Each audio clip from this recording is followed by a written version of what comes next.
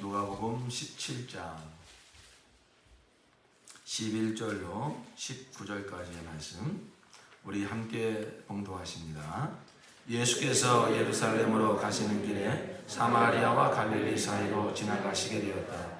예수께서 어떤 마을에 들어가시다가 나병 환자 10사람을 만나셨다.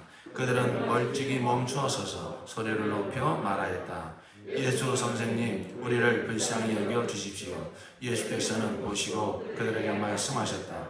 가서 제사장들에게 너희 몸을 보여라. 그런데 그들이 가는 동안에 몸이 깨끗해졌다.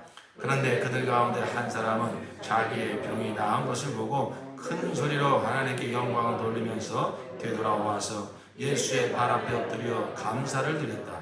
그런데 그는 사마리아 사람이었다. 그래서 예수께서 말씀하셨다. 10사람이 깨끗해지지 않았느냐? 그런데 9사람은 어디에 있느냐?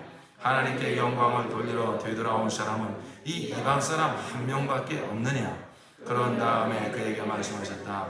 일어나서 가거라. 내 믿음이 너를 구원했다. 아멘. 할렐루야. 우리에게 향하신 하나님의 놀라우신 구원을 찬양합니다. 영원전 우리 하나님 아버지 위대한 구원의 계획을 세우시고 그리고 그 뜻대로 2000년 전 하나님의 아들 우리 주 예수 말씀이 육신되어 오사 십자가의 피 흘리신 죽음과 3일 만에 부활의 승리로 그 구원을 이루신 하나님의 구원을 찬양합니다. 이제 성령께서 오시어서 이 땅의 교회를 세우시고 이 하나님의 구원 그 아들 안에서 이루신 하나님의 이 구원 이 복음을 내 귀에 들려주셔서 나 같은 죄인이 죄와 허물로 죽었던 이 죄인이 영원전 시작된 하나님의 구원 예수의 십자가와 부활로 완성되신 이 구원을 성령께서 내게 들려주시고 깨닫게 하시고 믿게 해주시어서 그 하나님의 위대하신 구원이 내게 이루어지게 하시니 감사합니다. 내게 시작된 이 구원은 삼위 하나님의 지혜와 능력과 공의와 사랑으로 이루어진 구원이기에 그 하나님의 또한 신실하신 능력으로 이 구원을 완성하시고 인도하시어서 우리 주 예수 그리스도 다시 오시는 날 주님 앞에 영광의 구원받은 자로 서게 하실 줄로 믿습니다. 우리 한번 믿음으로 고백합시다. 내 안에 역사하신 하나님의 구원을 찬양합니다. 내 안에 역사하신 하나님의 구원을 찬양합니다. 동일하게 하나님께서 내 옆에 있는 형제 자매를 창세전에 택하시고 이 시대에 부르셔서 그 삶을 통해서 하나님의 구원의 영광을 드러내고 계십니다. 육체의 눈으로 볼 때는 못마땅한 점이 보일지 모르나 이런 하나님의 눈으로 볼 때에 이와 같이 하나님의 위대한 구원의 그러한 섭리안으로 부름받은 우리 형제 자매님이 얼마나 존귀한 분들인지 모릅니다. 우리 서로를 축복합시다. 형제님 안에서 역사하시는 하나님의 구원을 찬양합니다. 자매님 안에서 역사하시는 하나님의 구원을 찬양합니다. 할렐루야. 하나님의 구원은 이렇게 개별적으로 이루어졌지만 그러나 그 영광은 공동체를 통해서 드러나기를 원하십니다.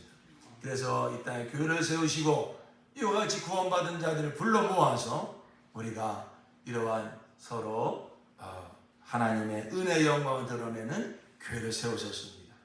우리가 이 시간에 고백합니다. 우리 교회 안에서 역사하시는 하나님의 구원을 찬양합니다. 우리 교회 안에서 역사하시는 하나님의 구원을 찬양합니다. 할렐루야. 하나님의 구원보다 더 위대한 것도 없고 더 귀한 것도 없습니다. 길이로 따지자면 영원전에 시작된 구원이요, 값으로 따지자면 예수의 바로 피값으로 이루어진 구원이요, 영광으로 따지자면 저 새 하늘나라를 상속받는 왕의 그러한 권세로 상속받는 그러한 영광입니다. 이러한 놀라운 하나님의 구원이 우리에게 이루어졌고 또 날마다 이루어져 가고 있으니 우리는 이 하나님의 구원을 믿음으로 날마다 바라보며 이 하나님의 은혜의 영광을 늘 감사하며 찬양하는 저와 여러분 되시기를 예수 이름으로 축원합니다.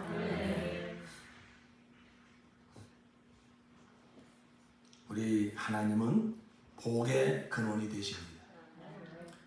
참 복이 그에게 있으며 하나님께 감사하는 자에게 그 복이 흘러가게 하십니다.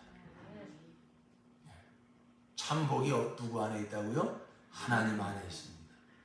근데 그 복이 누구에게 흘러간다고요? 하나님께 감사하는 자에게 그 복이 흘러갑니다. 하나님의 복은 하나님 자신입니다. 그래서 하나님은 우리에게 복 주신다 그럴 때 물론 육체가 있어서 일용할 양식도 주시지만 그것은 하나님이 우리에게 주시고자 하는 진정한 복이 아닙니다. 하나님이 우리에게 주시려는 진정한 복은 하나님 자신입니다. 그래서 하나님이 세상을 이처럼 사랑하사 독생자를 주셨으니 하나님이 자신을 내어주신 것이죠. 하나님의 주권과 통치.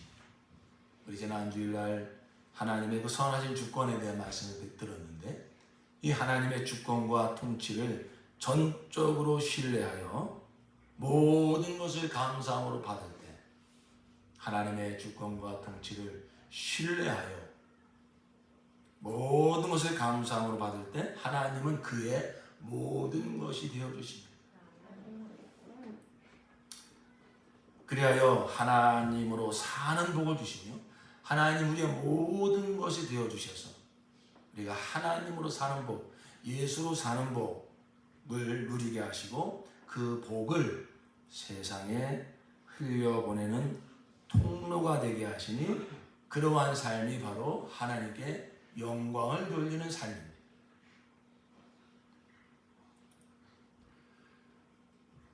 하나님은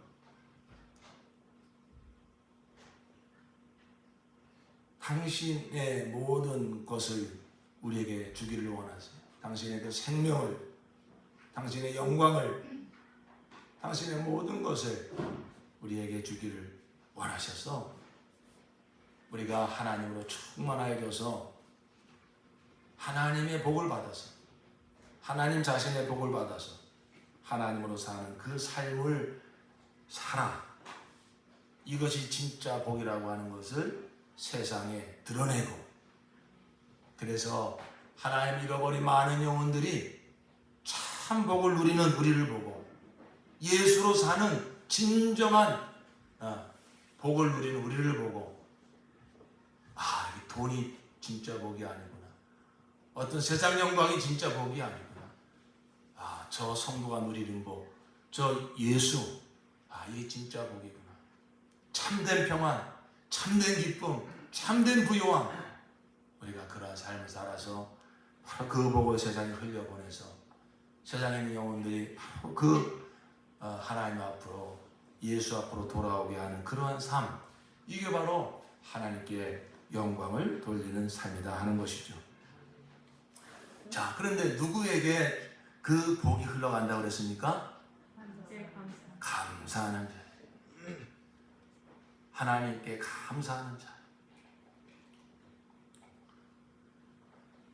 하나님을 감사한다는 것은 하나님의 주권과 통치, 모든 주권이 하나님에게 있습니다. 나는 그게 감사합니다. 내가 주인이 안 되고 하나님이 나의 주인이 되셔서 나를 통치해 주시는 거 다 그거 감사합니다. 그래서 하나님의 주권과 통치를 첫째는 신뢰하여야 바로 감사함으로 그 주권과 통치를 감사함으로 받을 수 있어요. 하나님의 주권과 통치는 무엇으로 주어지냐? 말씀으로 주어집니다. 하나님 무슨 막 번개치면서 무슨 막 천사들 막 동원해가지고 막 번쩍번쩍 그러면서 야 이게 나의 주권이다, 나의 힘이다 그러시지 않아요. 하나님은 당신을 계시할 때 말씀으로 계시하십니다. 그 주권을 말씀으로 나타내시고 그 통치를 말씀으로 우리에게 주십니다. 그래서 하나님은 그 말씀을 우리에게 주실 때 그래서 명령과 약속으로 주시는 거예요. 그 말씀을 주실 때 무엇으로 주신다고요? 명령과 약속으로. 그러니까 하나님의 주권과 통치를 정말로 신뢰하는 자는 하나님이 그 주권과 통치를 우리에게 나타내실 때에 말씀으로 나타내시니까 하나님의 주권과 통치를 정말로 신뢰하는 자는 그 말씀이 내게 주어질 때에 그 모든 명령과 약속으로 주어진 하나님의 말씀을 우리는 무엇으로 받아야 복이 있는 자가 될까요? 감사로 받을 수 있어야 돼요. 하나님의 모든 하나님은 복의 근원이신데 그 복을 우리에게 주기를 원하셔서 바로 감사하는 자에게 그 복을 주기를 원하셔서 바로 말씀을 우리에게 주신 거예요. 근데 그 말씀은 명령과 약속의 형태로 주어진다 이것입니다.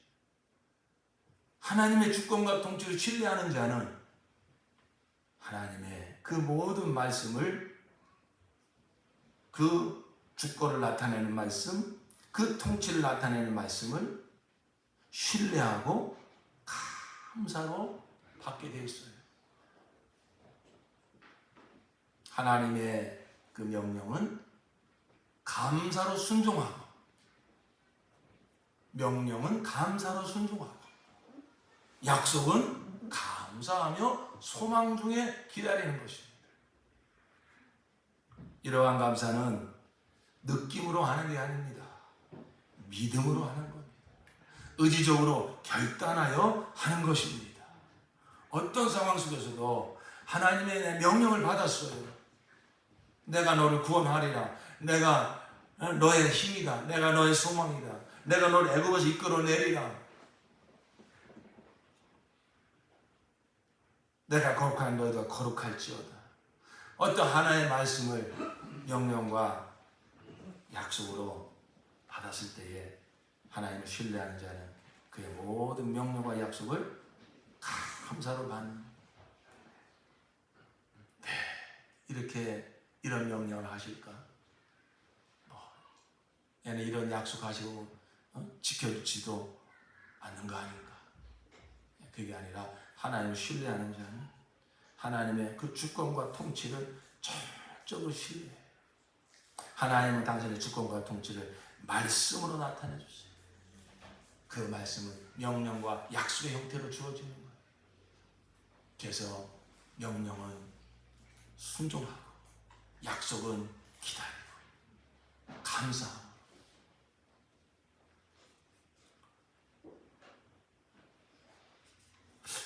우리는 감사하라 이런 말씀을 들을 때 내가 뭐 감사하는 마음이 생겨야 감사하죠.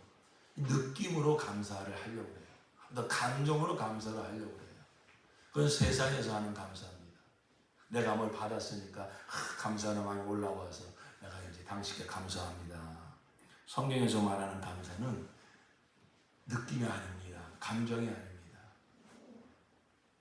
감사하라는 거예요. 믿음으로 감사하라는 거예요.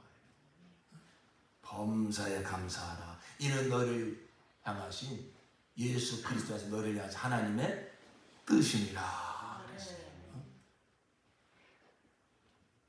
우리 느낌에 속으면 안 됩니다. 우리 감정에 속으면 안 됩니다.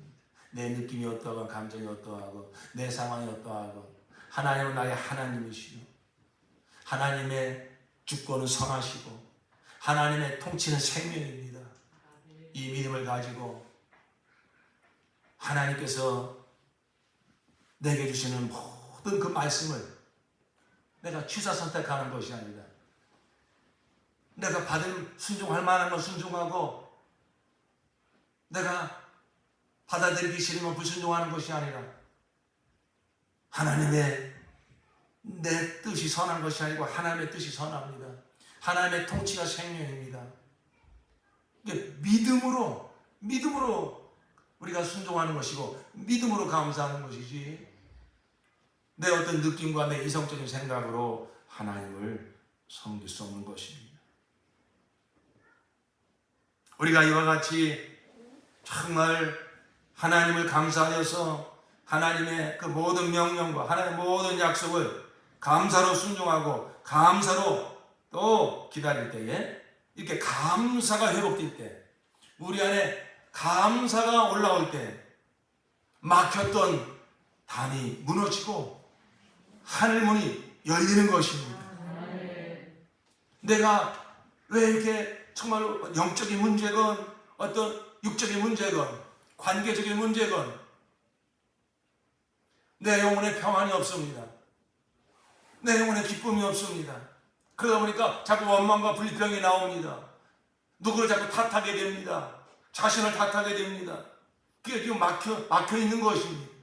이 막힌 담을 무엇으로 뚫어야 됩니까? 하나님을 바라보는 것입니다. 하나님은 나의 하나님이십니다. 하나님의 주권을 감사하는 것입니다.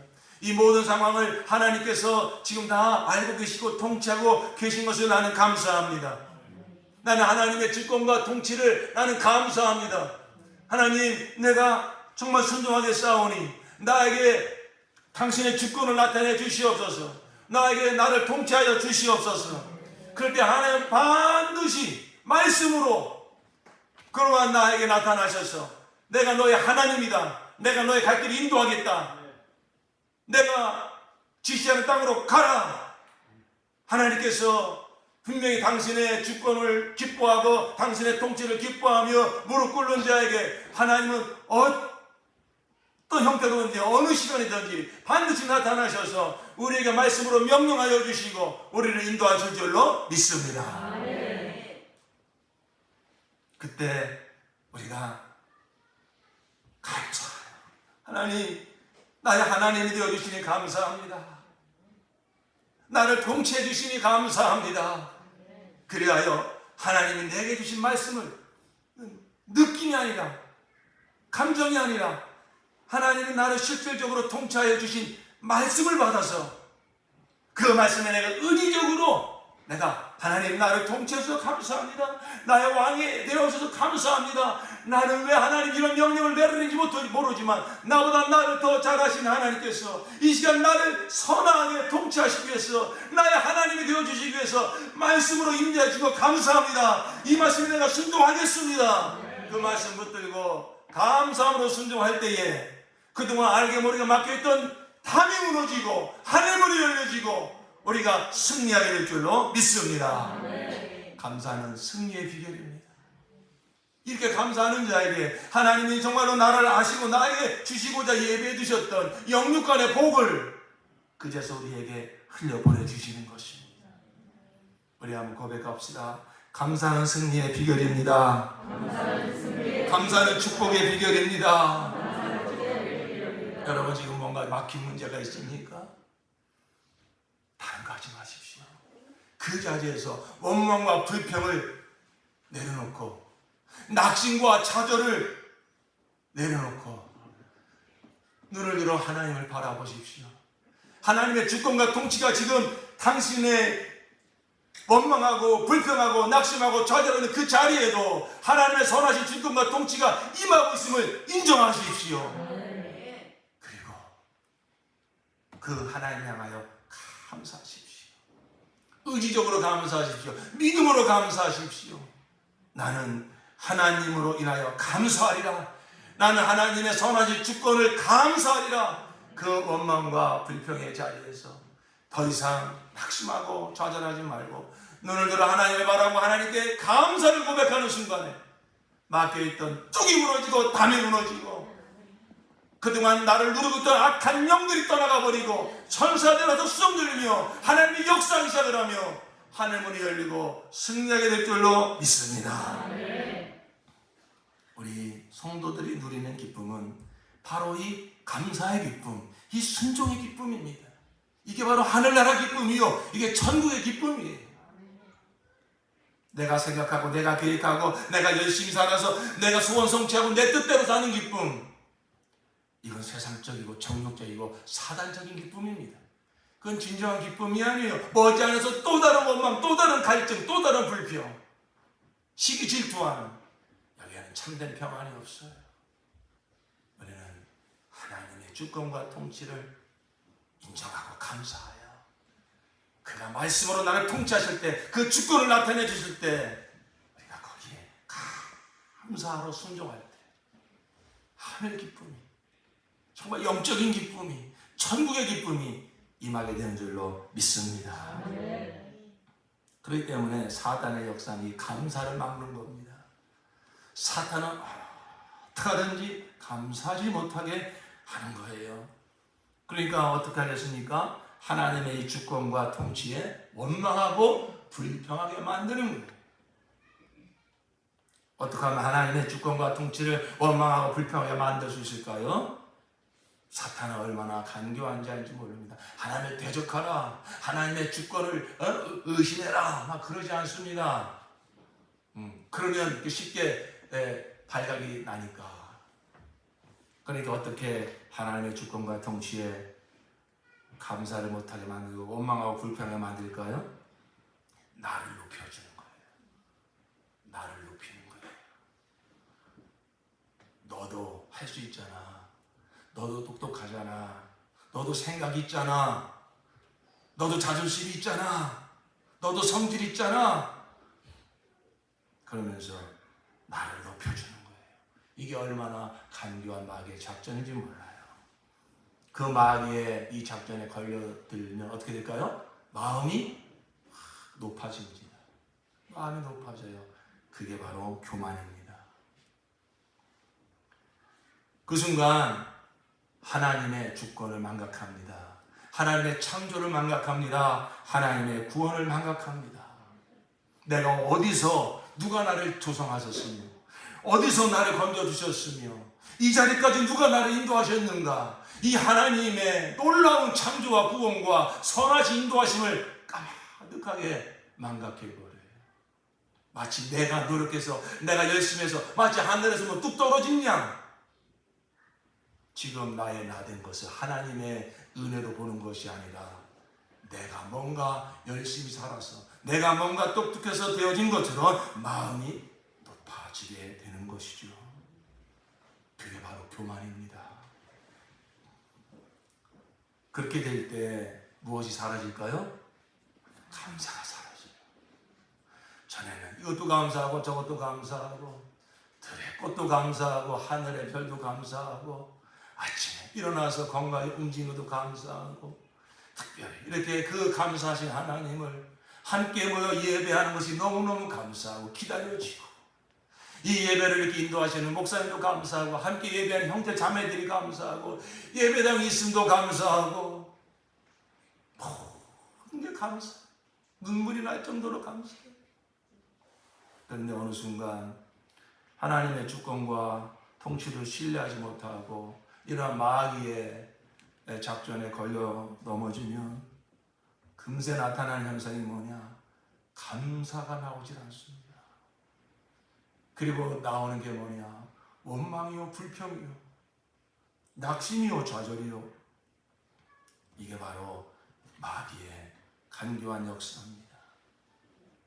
그래서 우리가 그만 이걸 알지 못하고 자꾸만 이 하나님의 주권을 바라보는 믿음의 눈이 닫혀버리고 내 이성으로, 내 느낌으로, 내 소원으로 모든 것이 이루어지지 않는 것을 인하여 원망하고 불평하고 환경을 탓하고 사람을 탓할 때, 원망과 불평이 점점 늘어날 때 거기에 누가 임재하겠습니까?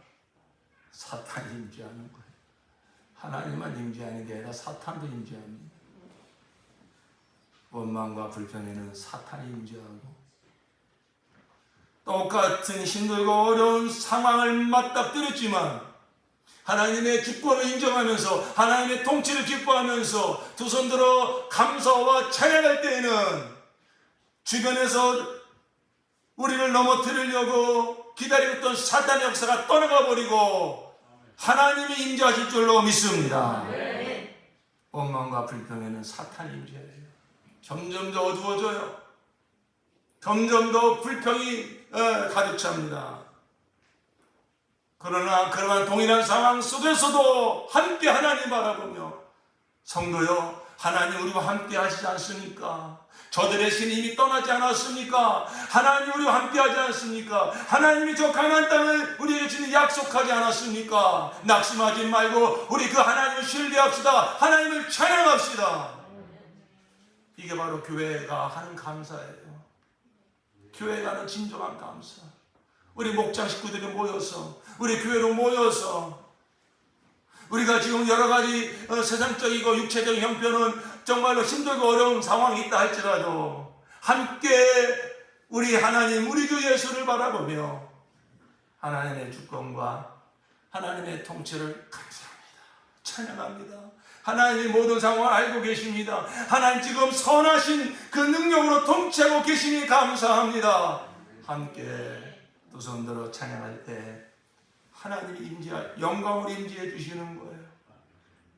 그러니까 더 감사가 나고, 우리는 감사한 것밖에 없는데 하나님이 역사하시는 겁니다. 옥문이 터지는 것입니다. 홍해가 갈라지고 여림성이 무너지고 끝까지 감사로 나아간 여호수아 갈렙이 약속의 땅 가나안 땅을 차지하게 되는 줄로 믿습니다.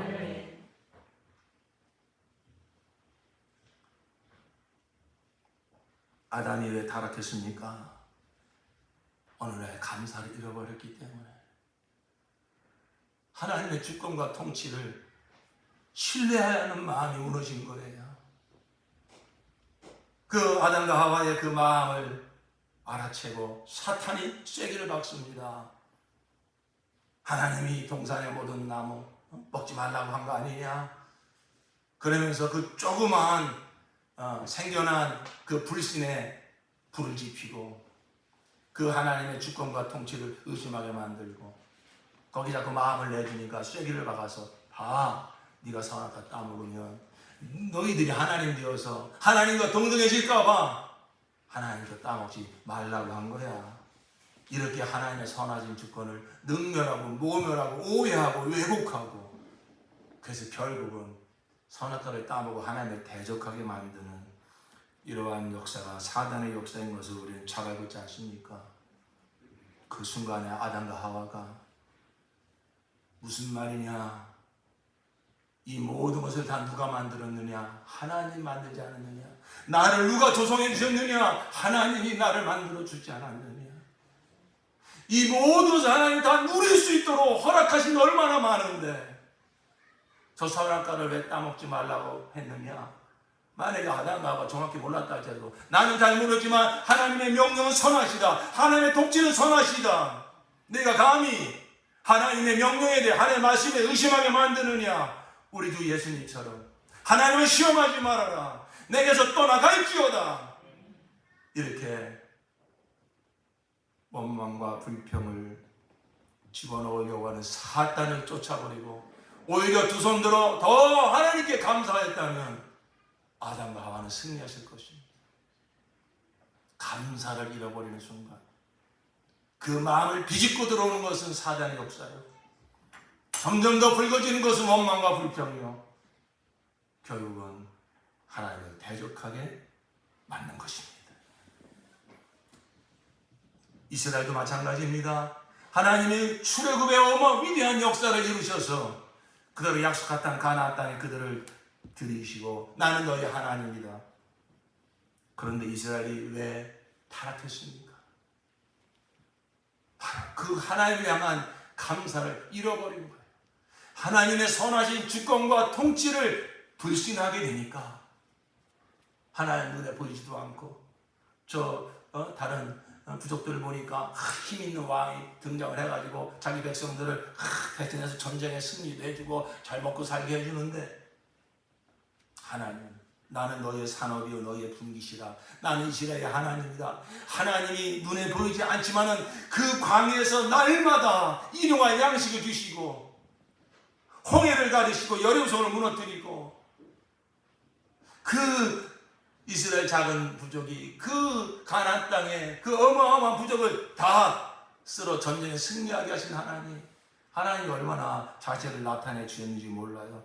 그런데 그만 그들은 그 하나님을 보는 눈을 잃어버리고 내가 원하는 거 당장 안 해준다고. 저 다른 사람들처럼 다른 사람들 보니까 하나님 안 믿어도 잘 먹고 잘 사는데 왜 우리는 이 모양 이 꼴이냐고. 하나님을 향한 눈이 닫혀져 버리니까 보이는 게 세상적이고 정욕적인 거예요. 그런 거 안 채워진다고 원망하고 불평하고, 더 나아가서 그러한 세상 부귀영화 가져다 준다고 하는 우상들을 끌어들여서 하나님께 감사하며 영광 돌려야 되는 성전 안에까지 우상을 세워놓고 하나님을 능멸하는 이러한 이스라엘의 타락, 이건 역시 하나님의 주권과 통치를 신뢰하지 못하고 감사를 잃어버릴 때 타락하게 된 것을 우리는 압니다. 우리는 다윗 왕과 사울 왕을 통해서 하나님이 정말 기뻐하는 것이 무엇이며 하나님께 버림받는 게 무엇인지 너무나 잘 알고 있지 않습니까? 사울 왕이 하나님께 버림을 받았습니다. 사울 왕이 교만함으로 하나님께 불순종했습니다. 아말렉을 다 쳐서 멸하라, 하나님의 말씀을 듣고 전쟁에 나갔는데 다 쳐서 멸한 것이 아니라 그 중에 좋은 것들을 남겨서 가지고 왔습니다. 사무엘 선지자가 찾아가서 아말렉을 다 쳐서, 하나님 말씀 다 쳐서 멸했습니까? 다 멸했습니다. 그런데 이 짐승 소리는 무슨 소리입니까? 사무엘상 15장 15절에 사울이 이르되 그것은 우리가 아말렉 사람에게서 끌어온 것인데 백성이 당신의 하나님 여호와께 제사하려 하여 양들과 소들 중에서 가장 좋은 것을 남기며 그 외의 것은 우리가 진멸하였나이다 하는지라. 마음이 벌써 높아지니까 하나님의 섬김에 있어서 내 생각을 섞는 것입니다. 하나님의 명령을 절대로 신뢰하지 않는 것입니다. 이걸 왜 이 다죽이라고 그러지? 이렇게 좋은 거 남겨가지고 내가 먹겠다는 것도 아니고 나 이거 하나님께 제사 드리려고 하는 거야. 모양은 하나님께 제사를 드리는 거지만 제사보다 순종이 낫다. 하나님이 원하시는 것은 뻑적지근한 제사가 아니라 휘황찬란한 예배가 아니라 정말로 너는 나의 주권을 신뢰하느냐, 정말로 나의 통치를 기뻐하느냐.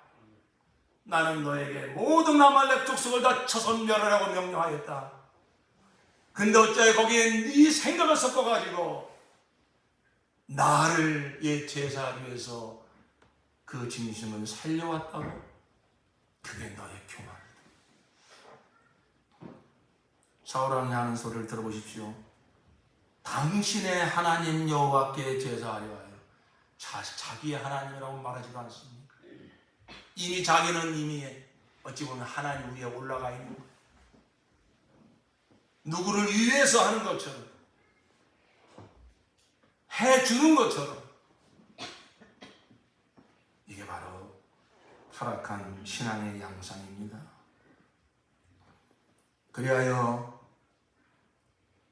그런데 여러분, 사울왕이 처음부터 교만한 사람이었습니까? 아니잖아요. 그는 베냐민 지파로서 하도 이스라엘 백성의 왕을 세워달라고 하니까 사무엘 선지자가 기름 부으러 찾아갔을 때 내가 어떻게 왕이 될 수 있느냐고 저 진짜게 숨어있던 사람입니다. 얼마나 처음에 겸손했는지 몰라요. 그래서 하나님께서 그와 함께 하시고 그를 높여주셨어요. 그런데 사람들이 언제 타락합니까? 아담도 언제 타락합니까? 이스라엘도 사울왕도 언제 타락합니까? 초심을 잃어버릴 때. 나를 어디서 하나님이 구원해 주셨지? 나의 창조자가 누구지? 나의 구원자가 누구지? 내가 구원받기 전에 어떤 사람이었지? 이 첫사랑을 잃어버리고 이 초심을 잃어버리는 순간에 지금 나의 나 된 것이 전적인 하나님의 은혜라는 것을 망각하는 순간에 나도 이제 이만큼 내가 성숙했으니 이만큼 자랐으니 나도 내 의견을 내놓을 수 있는 거 아니야? 나도 따질 수 있는 거 아니야? 나도 내 주권을 행사할 수 있는 거 아니야? 그 순간에 감사 잃어버리는 거예요. 사무엘 그래서 23절에 선지자가 말합니다. 이는 거역하는 것은 점치는 죄와 같고 완고한 것은 사신 우상에게 절하는 죄와 같음이라. 왕이 여호와의 말씀을 버렸으므로 여호와께서도 왕을 버려 왕이 되지 못하게 하셨나이다. 오늘 주신 본문의 말씀에 보면 10명의 문둥병자가 예수를 만나서 병 고침을 받았습니다. 그런데 한 명만 예수님께 돌아와서 감사했습니다. 그런데 그 가운데 한 사람은 자기의 병이 나은 것을 보고 큰 소리로 하나님께 영광을 돌리면서 되돌아와서 예수의 발 앞에 엎드려 감사를 드렸다. 그때 예수님께서 뭐라고 말씀하셨습니까? 다 고침받았으면 됐지. 나머지 9사람 감사하지 않아도 나는 별로 개의치 않는다. 그러지 않으셨어요. 예수께서 말씀하셨다. 10사람이 깨끗해지지 않았느냐? 그런데 9사람은 어디에 있느냐? 하나님께 영광을 돌리러 되돌아온 사람은 이 이방 사람 한 명밖에 없느냐? 정확한 건 모르지만 예수님이 사마리아와 갈릴리 사이를 지나가시다가 10명의 문둥병자를 만났다고 하는 거 보니까 또 이 돌아와서 감사한 사람을 가리켜서 꼭 찍어서 그는 사마리아 사람이고 그는 이방인이다 이렇게 말한 거 보니까 나머지 9사람은 유대인이 없지 않는가 이런 생각을 해봅니다. 그러니까 이 사마리아인 이방, 사마리아 찍은 사람은 이방인 취급했잖아요. 개 취급했잖아요. 피가 섞였다고. 그런데 그러니까 이 사마리아 이 문둥병자는요 자기의 어떤 신분에 대해서 잘할 것이 아무것도 없으면 아는 자입니다. 그런데 나사렛 예수께서 오셔서 자기 병을 고쳐준 거예요. 자기가 고침받을 만한 의도 없고 자격도 없고 정말 자기는 아무것도 그 은혜를 받을 만한 조건이 없어요. 그걸 너무 잘 알아요. 그런데 그런 나를 예수께서 찾아오셔서 나를 고쳐주셨다 이거예요. 얼마나 감사한 일인가. 얼마나 감사한 일인가. 정말로 배가 고파서 쫄쫄 굶어 아사 직전에 있는 사람에게 누가 와서 정말 밥 한 그릇을 내밀었다면 그 은혜를 잊지를 못하는 것처럼 이 사마리아인 이방인은 그런 나를 정말 나 같은 자를 예수께서 찾아주셨다는 것에 대해서 병 고쳐주셨다는 것에 대해서 감사하지 않을 수 없는 거예요. 그런데 아마도 이 9명의 문둥병은 유대인이었던 것 같아요. 선민사상에 빠져 있었던 것 같아요. 문둥병이 걸려 있었어도 불구하고 나는 저 이방이 저 문둥병자와 나는 다른 존재다. 뭔가 그런 생각을 하고 있었던 것 같아요. 그러니까 예수께서 자기들을 고쳐주셨을 때 마치 마땅한 일이 일어난 것처럼 우리 하나님이니까 저 나사렛 예수를 보내셔서 내 병을 고쳐주셨구나. 마음에 감사함이 전혀 없지는 않았겠죠. 그러나 정말 어떻게 나 같은 자를 찾아와 주셨지? 어떻게 나 같은 자를 고쳐주셨지? 이러한 진정한 감사는 올라오지 않았던 것이죠.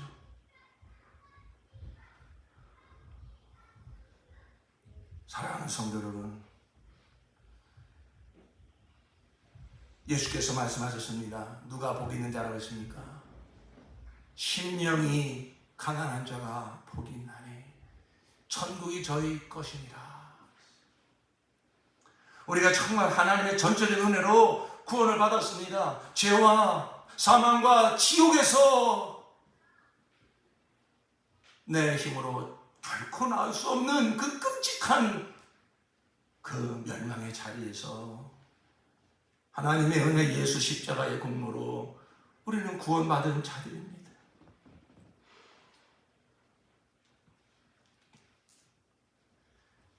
그 하나님의 구원을 기억하면서 이제는 예수가 나의 하나님이시오, 예수가 나의 왕이시오, 이제는 나는 예수의 통치를 전적으로 나는 기쁨으로 받겠습니다. 이게 처음 우리가 구원받았을 때 예수님을 그러한 나의 왕으로 나의 구주로 영접하지 않았습니까? 그때 예수님이 나의 왕이 되어주심을, 내 모든 생애의 주인 되어주심을 우리는 기쁨으로 영접하지 않았습니까? 어떻게 나 같은 자를 구원해 주셨지? 어떻게 나 같은 죄인을 위해서 십자가에 피 흘려 죽으셨지? 죄가 무엇인지 알고 보니 꼼짝없이 내가 죄인이요, 죄값이 무엇인지 알고 보니 꼼짝없이 무서운 지옥 형벌에 갈 자가 바로 나였어요.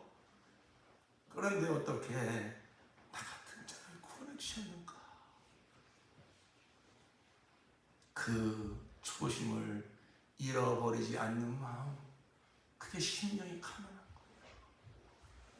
주님, 이제는 내 지혜와 내 열심과 내 의를 가지고 하나님을 영화롭게 하셔서 한 것도 없으면 그 모든 게 다 누더기고 그 모든 게 다 죄이고 나옵니다. 주께서 나를 통치하지 않으시면, 주께서 내 갈 길 인도하지 않으시면, 주께서 나의 정말로 생명이 되어주지 아니하시면 나는 또다시 넘어질 수밖에 없는 자요, 난 아무것도 아닌 존재입니다. 주 예수여, 어제도 오늘도 내일도 나의 모든 것이 되어 주시옵소서. 나의 왕이 되어 주시옵소서. 내 갈 길 인도하여 주시옵소서. 내 모든 삶을 통치하여 주시옵소서. 이게 가난한 심령, 그러한 자는 천국이 저희 것입니다. 하나님의 나라가 내 안에 이루어진다는 겁니다. 예수가 왕으로서 늘 기쁨으로 통치해 주신다는 것입니다. 그런 사람이 복이 있는 자다. 여러분, 예수님 처음 믿고 영접했을 때 얼마나 기쁘셨습니까? 모든 게 감사하지 않았습니까? 세상에 다 달라 보였지 않아요? 우리 사명교회를 세워준 게 얼마나 감사하게 여러분 여겨졌습니까? 처음 예수님을 영접하고 감사한 고백들을 저는 많이 기억하고 있어요. 여러분들이, 여러 사람들이 그런 고백하더라고요. 우리 교회 저 마당에 있는 잔디도 감사하대요. 지금은 없지만 여기서 저 자라나는 그 개들도 감사하대요. 뒷동산의 나무도 감사하고, 저 어쩌면 예배당은 이렇게 아름답게 졌냐고, 이렇게 목재가 예쁘게 졌냐. 감사의 눈이 열리면 이게 다 감사해. 감사의 눈이 사라지고 원망과 불평의 마음이 사로잡으면요, 모든 게 다 불평거립니다. 뭐야, 제대로 이거 제대로 맞춰서 해놓은 것도 없고, 맨날 잔디를 심어놓고 풀은 안 뽑아서 맨날 풀만 나오고. 저는요, 풀도 예쁘더라고요. 사택 앞에 거기 이제 이렇게 정리를 하고 풀들이 막 자라는데요. 옛날에 어떤 쓴박이 근데 심지도 않았는데 얘들이 어디서 날아와서 이렇게 다 자라는가.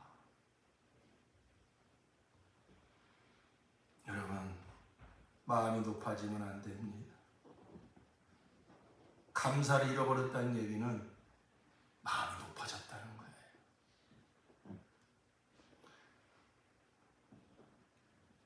거기서 원망과 불평이 나오는 거예요. 낙심과 좌절에 빠지는 거예요. 하나님은 이번 추수감사주를 맞이해서 저와 여러분에게 요구하시는 지점이 있습니다. 내가 지금 원망과 불평이 나오는 그 지점에서, 그게 어떤 환경일 수도 있고 어떤 사람일 수도 있습니다. 원망과 불평과 낙심과 좌절이 나오는 그 지점에서 회개하고 돌이켜라. 그 지점에서 두 손 들고 감사하라. 거기서 하나님 감사를 받기를 원하죠. 지금 내가 원망하고 불평하는 그 자리에서 눈을 들어 하나님의 주권과 통치를 신뢰함으로 다시 그 믿음을 회복함으로 감사가 회복되기를 우리 하나님께서 원하시는 것입니다. 왜 그런 감사를 받기 원하실까요? 그런 감사가 진짜 감사니까요. 그 감사는 하나님의 선하신 주권을 인정하는 감사니까요. 내 눈으로 볼 때는 힘들고 어렵지만, 내 눈으로 내 성으로 생각할 때는 해결될 기미가 안 보이지만, 그러나 나의 하나님을 바라볼 때에, 나의 하나님의 선하신 주권을 인정할 때에 하나님께서 이 모든 상황을 허락하신 것이고, 하나님의 선하신 역사로 지금 통치하고 계시며, 나는 그 하나님을 주권과 통치를 기뻐하고 감사할 때 하나님, 나보다 더 높으신 하나님의 위대한 생각으로 이 모든 상황을 합력하여 선을 이룰 줄로 믿습니다. 이로 인하여 나는 감사합니다. 바로 우리가 하나님으로 인한 감사. 내 뜻대로 되어진 것이 없다 할지라도 하나님 때문에 하는 감사, 하나님의 선하심 때문에 하는 감사, 그것은 모든 게 다 내가 원하는 대로 되어질 때 감사하는 자리가 아니라 원망할 수밖에 없고 불평할 수밖에 없고 짜증나고 낙심할 수밖에 없는 상황에서 드리는 감사가 바로 하나님의 선하신 주권을 인하여 드리는 감사이므로 하나님께서 이번 추수감사주를 맞이하셔서 저와 여러분에게 그러한 감사가 회복되기를 원하시는 줄로 믿습니다. 다시 말씀드립니다. 감사에 놀라운 능력이 있어요. 이 감사가 회복될 때에 알게 모르게 우리를 짐치고 있던 영육간에 막혔던 담들이 무너지는 거예요. 너무너무 이 감사가 귀한 것은 구원을 이루는 비결이기 때문에 그런 거예요. 이 한 명의 문둥병이 돌아와서 주님께 감사할 때 주님께서 마지막으로 하신 말씀이 뭐냐면, 그런 다음에 그에게 말씀하셨다. 일어나서 가거라. 내 믿음이 너를 구원하였다. 시편 50편 23절에 감사로 제사를 드리는 자가 나를 영화롭게 하나니 그 행위를 옳게 하는 자에게 내가 하나님의 구원을 보이리라. 이미 우리는 구원을 받았어요. 근데 이 구원을 이루어 가야 돼요. 하나님의 주권과 통치함으로 점점 들어가야 돼요. 그래서 나는 죽고 정말로 예수만 보여야 돼요. 하나님 나의 모든 것이 되시는 그 복된 자리로 우리가 점점 들어가야 돼요. 근데 그 길목에 많은 장애물들이 있잖아요. 많은 관문들이 있다고요. 그것을 우리가 무엇으로 뚫고 넘어가시겠습니까? 무엇을 이길 수 있겠습니까? 감사합니다. 감사해요. 출애굽한 이스라엘 백성이 40년의 광야를 통과해야 됩니다. 그래야만 약속의 땅 가나안 땅에 들어갈 수 있는 거예요. 이 광야길의 분수령은 한 가지입니다. 어떤 때는 마라의 스물이 나타나기도 하고 블레셋이 공격하기도 하고 어떤 그 많은 장애물들이 놓여 있습니다만은 그 환경의 문제가 아니죠. 그 광야의 수많은 난관과 장애물이 나타났을 때에 그것을 통과하느냐 거기서 무너지느냐 하는 것은 한 가지예요. 하나님의 주권과 통치를 인정함으로 인한 감사가 나오느냐, 하나님의 주권과 통치를 망각하고 지금 당장 우리를 죽일 데가 없어서 여기 끌어내서 죽이려고 하느냐, 더 좀 여기서 머물다 가면 좋은데 왜 또 텐트를 걷어서 이동하라고 하느냐, 지금 이동해야 될 때인데 왜 또 여기서 수경하고 머무르라고 하느냐. 하나님의 주권과 통치가 그 인도자 모세를 통해서 나타났을 때에 그 하나님의 주권과 통치를 신뢰하는 자는 그 감사로 반응을 했어요. 그러자 모든 관문이 열리고 모든 장애물이 무너지고 마침내 가나안 땅에 들어가게 된 줄로 믿습니다. 그러나 대다수의 이스라엘 백성들은 광야에 다 엎드려져 죽었어요. 근데 성경은 말하기를 그들이 왜 엎드려 죽었다고요? 원망하고 불평하다. 왜 원망과 불평이 나올까요? 하나님의 주권과 통치를 신뢰하는 믿음이 사라져버리니까, 자기 생각이 높아지니까, 자기 마음이 높아지니까, 교만해지니까 내 뜻을 내세우고 하나님의 뜻 앞에 무릎 꿇지 못하니까. 여러분, 이것은 감사는 단순한 문제가 아니라 구원과 직결되는 것입니다. 내게 시작된 구원을 어떻게 날마다 성공시켜갈까? 내게 구원을 시작하신 이가 하나님이기 때문에 하나님의 주권과 통치로 내 구원을 인도해 가십니다. 그래서 날마다 나는 죽고 정말로 예수로 사는 이 구원을 이루어 가십니다. 그래서 내 안에 살아있는 이 자아를 깨트리시려고 이런 환경 저런 환경을 허락하시며 이런 고난과 저런 시련을 허락하시는 것입니다. 우리가 그것을 분별하여서 이 하나님의 선하신 역사를 인정하여서 이제는 옛사람의 기준으로 반응하며 원망하고 불평하는 것이 아니라 하나님의 선하신 주권과 통치를 인정하면서 고난 중에서도 감사하고 시련 중에서도 감사하고 예전 같았으면 원망할 수밖에 없는 그 자리에서도 입을 다물고 원망과 불평을 종식시켜버리고 나의 하나님으로 일어나는 감사하리라 느낌이 아닌 믿음으로 반응하며 의적으로 결단하며 감사로 반응할 때에 내 앞에 가로막고 있던 모든 장애물은 무너지고 낭만은 다 무너지고 우리는 이 구원을 날마다 이루어가 마침내 약속하신 아버지 집에 넉넉히 들어가게 된 줄로 믿습니다. 감사가 얼마나 귀한가. 그래서 불평은 불평을 낳고 감사를 낳는 거예요. 그래서 우리에게 감사를 명령하신 거예요. 내가 감사하는 마음이 올라오면 감사하라. 그러지 않았습니다. 범사에 감사하라. 데살로니가서 5장 18절. 이는 그리스도 예수 안에서 너희를 향하신 하나님의 뜻이니라. 명령하신 거예요. 내가 너의 하나님이다. 너 그 믿음 있잖아. 너 그 믿음 가지고 구원받은 거잖아. 나는 너의 주권자라. 나는 선하신 주권을 가지고 너를 통치하고 있다. 이로 인하여 감사하라.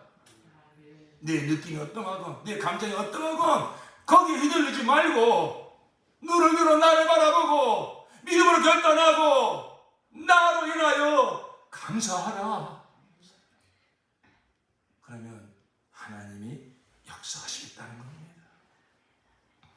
옥중에 갇힌 바울과 실라가 하나님의 선하신 주권과 통치를 기뻐함으로 감사와 찬양을 올릴 때 옥문이 터져나온 것입니다. 초대교회 성도들을 보면 그들이 모일 때마다 뭐였습니까? 그들의 환경이 유복했을까요? 넉넉했을까요? 얼마나 힘들고 어려운 상황 속에서 그들이 신앙생활을 했는지 모릅니다. 그러나 사도행전이나 서신서에 보면 그들이 그 교회 생활의 모습을 이렇게 말하고 있지 않습니까?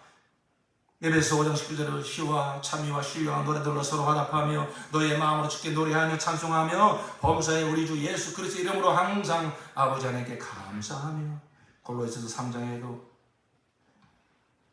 그리스도의 평강이 너희 마음을 주장하게 하라. 평강을 위하여 너희가 한 몸으로 부르심을 받았나니 또한 너희는 감사하는 자가 되라.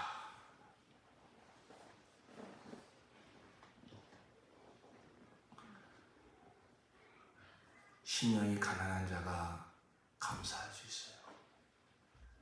감사는 승리의 비결이고 축복의 비결이에요. 지금 내게서 감사가 나오지 않고 자꾸만 원망과 불평이 나온다면 마음이 높아진 거예요. 9명의 문둥병자처럼 당연히 내가 받은 것을 받은 것처럼 사울왕처럼 마치 교회를 위해서 헌신하고 충성하는 것을 누구를 위해 주는 것처럼 이게 바로 교만한 마음이에요. 내게 일어난 모든 것은 하나님의 선하신 주권 가운데 일어나는 거예요. 하나님 내게 선하신 역사를 이루시려고 구원을 이루시려고 하나님 나의 모든 것이 되게 하시려고 내 자아를 다 파쇄하고 이 세상에 그 하나님으로 예수로 사는 복을 생수강처럼 흘려보내는 삶을 허락하시려고 고난도 시련도 허락하시는 거예요. 우리가 믿음으로 분별하고 이제 우리는 모든 상황 속에서 하나님의 선하신 주권과 통치로 인하여 감사하여 승리하고 축복받는 저와 여러분 되기를 예수 이름으로 축원합니다. 기도합시다.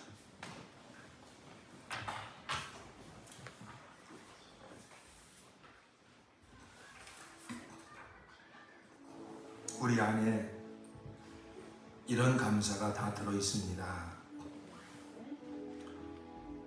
모두를 대표하여 제가 하나님께 감사의 고백을 올리겠습니다. 모든 것이 감사합니다. 무엇보다 죄와 사망과 지옥에서 구원하여 주심을 감사합니다. 지난 세월 돌아볼 때에 선하신 주님의 손길이 미치지 않은 것이 하나도 없음을 고백하며 감사합니다. 사람은 벌써 포기했을 나를 주님은 한 번도 포기하지 않으시고 항상 새로운 기회를 주심을 감사합니다. 가을날 외로운 시간을 주심도 감사함은 주님을 더 깊이 생각할 수 있어서입니다. 그러다 주님 때문에 흐르는 아름다운 눈물 주심도 감사합니다. 신음 같은 소리 들으시고서 놀랍게 응답하여 주심 감사합니다.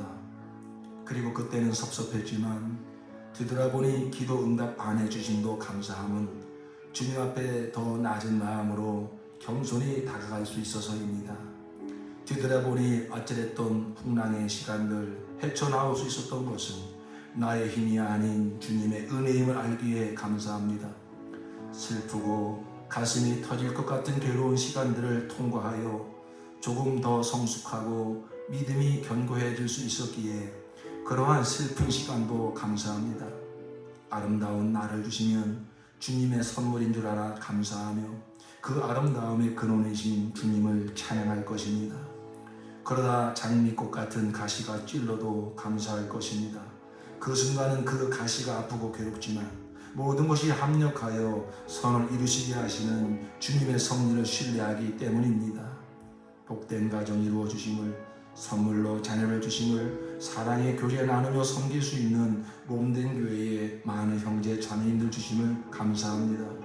무엇보다 감사한 것은 주님과 내가 하나 되어 날마다 어디서나 주님과 동행하며 주님과 사랑의 교제를 나누니 하루하루가 감사하고 기쁨이 됩니다.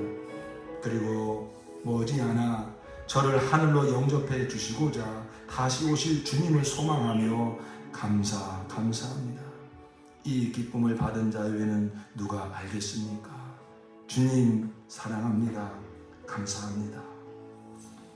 이 시간 합심하여 기도하실 때 주여 이 문둥병자의 감사 회복이 나의 감사 회복이 되게 하여 주시옵소서.